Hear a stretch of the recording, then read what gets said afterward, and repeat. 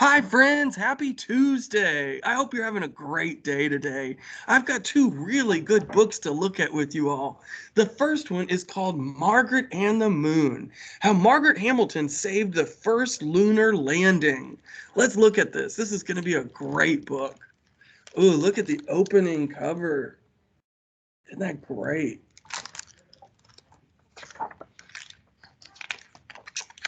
Margaret Hamilton loved to solve problems. She came up with ideas no one had ever thought of before.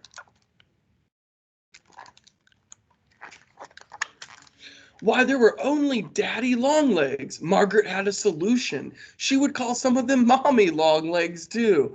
Why didn't girls play baseball? Margaret had a solution. She would join the team herself.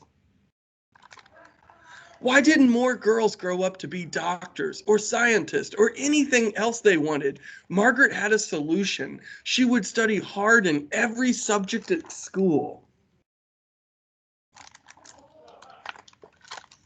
Reading, music, art, and especially mathematics. She learned as much as she could about addition and subtraction, multiplication, and division. Margaret's father was a poet and a philosopher who talked to her about the universe. She asked about how the planets moved, when the galaxies formed, and why the stars shone.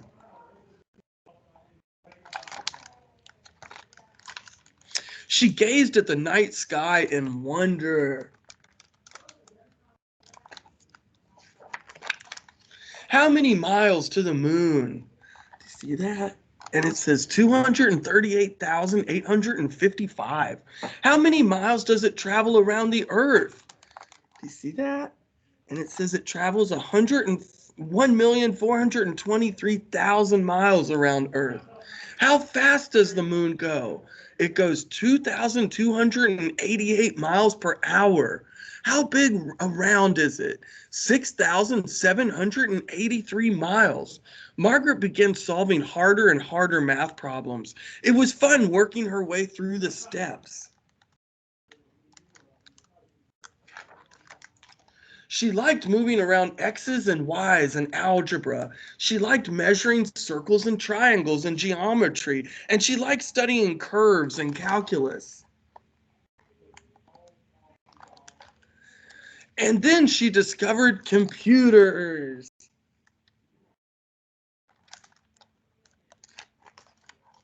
Margaret could use the new invention to answer so many questions about the universe. She experimented with writing instructions or code that told the machine what to do. The code was called software, and Margaret called herself a software engineer. She started with something simple, asking the computer to do add and subtract, multiply, and divide. Margaret taught herself to write code that performed more and more complicated tasks. She programmed computers to track airplanes through the clouds and even to predict the weather. And she made them do things that they had never done before.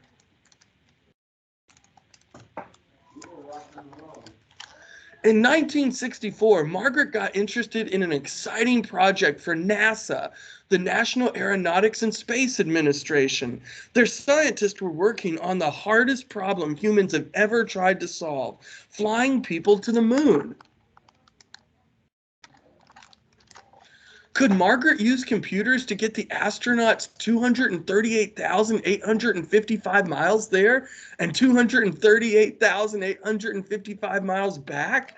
She convinced NASA's leaders to let her try.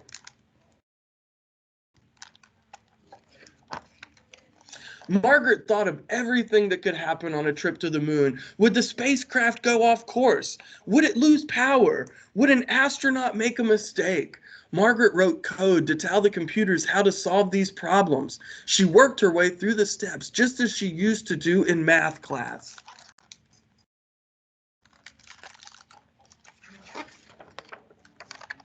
Soon, Margaret became director of software programming for NASA's Project Apollo, leading dozens of scientists. She helped Apollo 8 orbit the moon 10 times. She helped Apollo 9 connect 2 ships in space. And she helped Apollo 10 get within 9 miles of the moon's surface. With Apollo 11, NASA would finally try to put people on the moon. Had Margaret thought of everything that could go wrong with the lunar landing, she checked her code again to make sure. The astronauts were depending on her. And then it says Margaret's code, and you can see how big it was. 10, 9, 8, 7, 6, 5, 4, 3, 2, 1, liftoff. Apollo 11 rose with a blast of smoke and fire. Margaret followed along from a control room, and the whole world watched on television.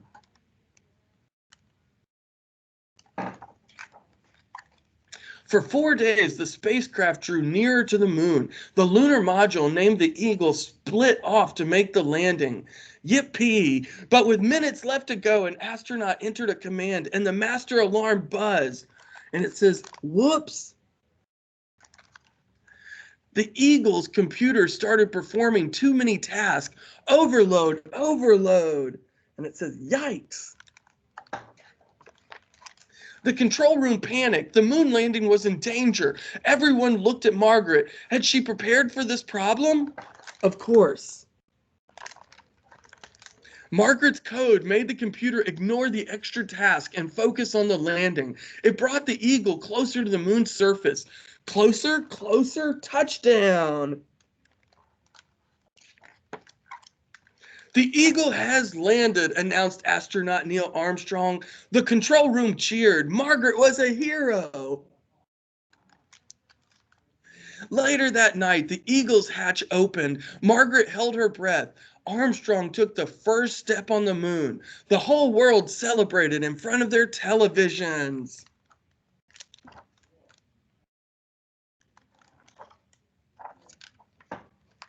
Margaret walked outside smiling. Her code had helped get to the moon, and she knew it would help them get home safely. As always, she gazed at the night sky in wonder. The end. That was a great book, and it was called Margaret and the Moon.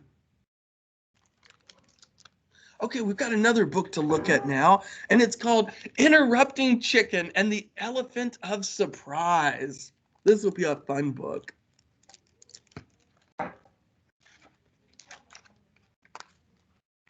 Interrupting Chicken and the Elephant of Surprise. And here's the opening pages. Isn't that beautiful? It says, it was after school for the little red chicken.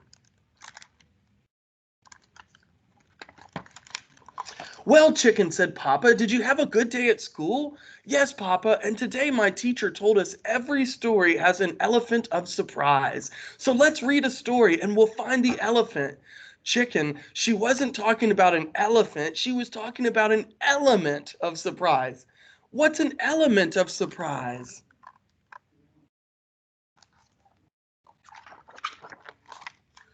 It's part of the story that makes you say, whoa, I didn't know that was going to happen, said Papa. An elephant in a story always makes me say, whoa. So please, let's read a story together. All right, fine, but I don't expect you'll find any elephants in this story.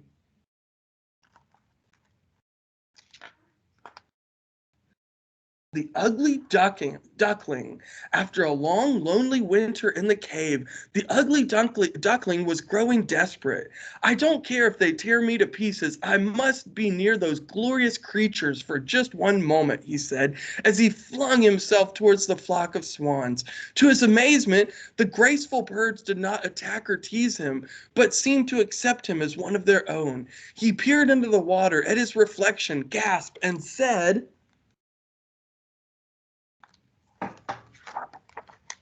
surprise, I'm an elephant. Thank you for finding me. No problem. We learned about you in school. See, this is a very silly book. Chicken, there are no elephants in The Ugly Duckling. Every good story has one. That's what my teacher said. That's ridiculous. Is The Ugly Duckling a good story? Well, yes, but then it must have an elephant of surprise. Let's try another story.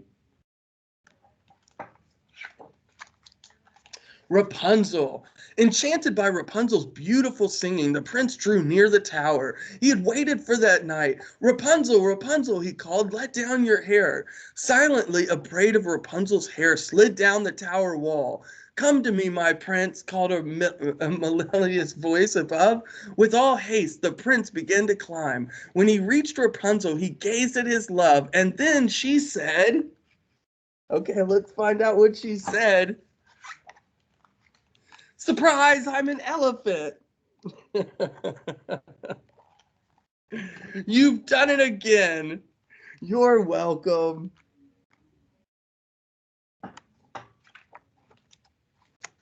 Chicken, I know there is no elephant in Rapunzel. That is just plain ludicrous. Don't you feel sorry for the elephant, Papa? All alone, waiting for someone to find him? Read another story and we'll find that poor elephant. Chicken, this is silly. It's my homework. Miss Gizzard said to read 3 books and find the elephants in all of them. Okay, Papa sighed. Here comes another story with no elephants.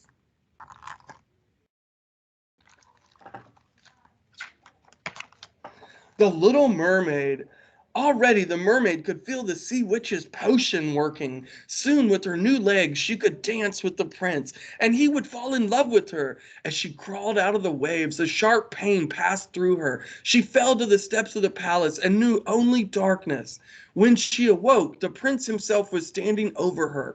In the moonlight, she saw that her wish had come true. She finally did have legs. Elephant legs. Oh. Wow, what a surprise.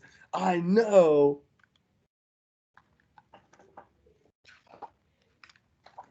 Well, Chicken, are you happy? You put an elephant in every story, but now I'm going to tell you a story and I'll make sure there are no elephants. Okay, Papa, and I'll draw the pictures. Papa's Story by Papa. Once there was a papa whose daughter loved elephants, and she thought she saw them everywhere, but there were no elephants. Every day he got her dressed, but there were no elephants in the dresser. Every day he fixed her breakfast, but there were no elephants in the refrigerator. And every day he packed her off to, let's find out what happens. He packed her off to elephant school. It says, hop in, chicken.